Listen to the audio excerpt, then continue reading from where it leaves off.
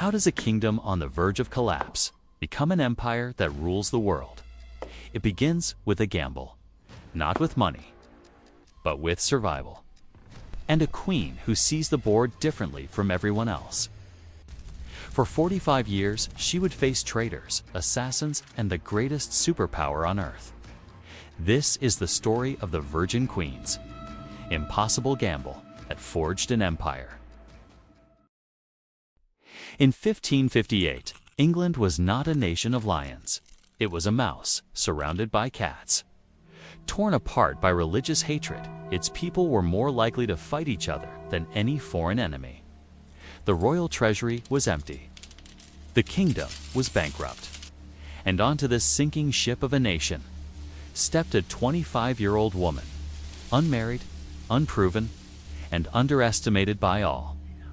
Her own council saw her not as a savior, but as a problem to be managed.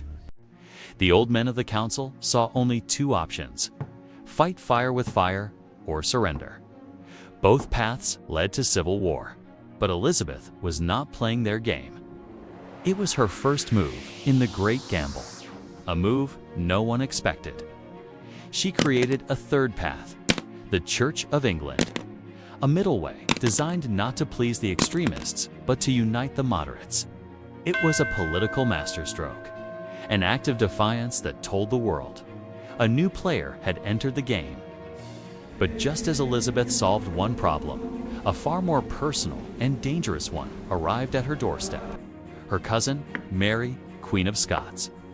To many, she was not just a guest, but the rightful Queen of England. She was Catholic. She had a powerful claim to the throne. And unlike Elizabeth, she had a healthy son and heir. For the Catholic nobles of England who despised Elizabeth's new church, Mary was not just a queen, she was a cause. And for Elizabeth's advisors, the game had changed. It was no longer about politics. It was about espionage. To fight a war of shadows, Elizabeth needed a master of the dark arts. She had one. In Francis Walsingham, he built a network of spies that reached into the deepest courts of Catholic Europe. Nothing happened without his knowledge. Plot after plot to assassinate the Queen was hatched. And plot after plot was uncovered by Walsingham's web. For those who dared to gamble against the Queen, the price was always the same. Walsingham knew that to stop the plots, he couldn't just react to them. He had to control them. So he laid a trap, feeding his enemies a secret line of communication that he completely controlled. All he needed was for Mary to take the bait.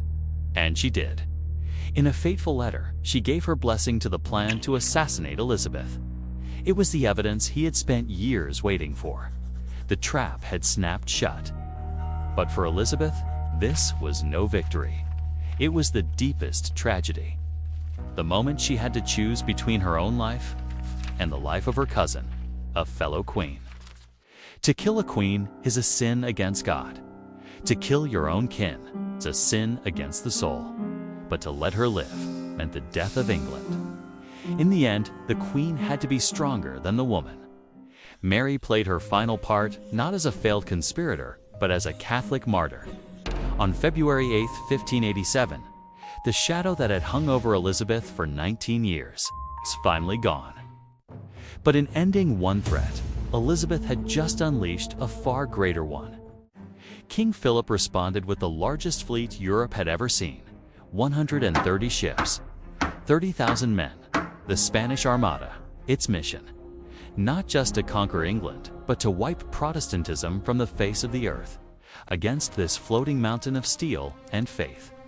England had only one defense: its audacity and its sea dogs, pirates and privateers who preferred a quick fight to a noble one.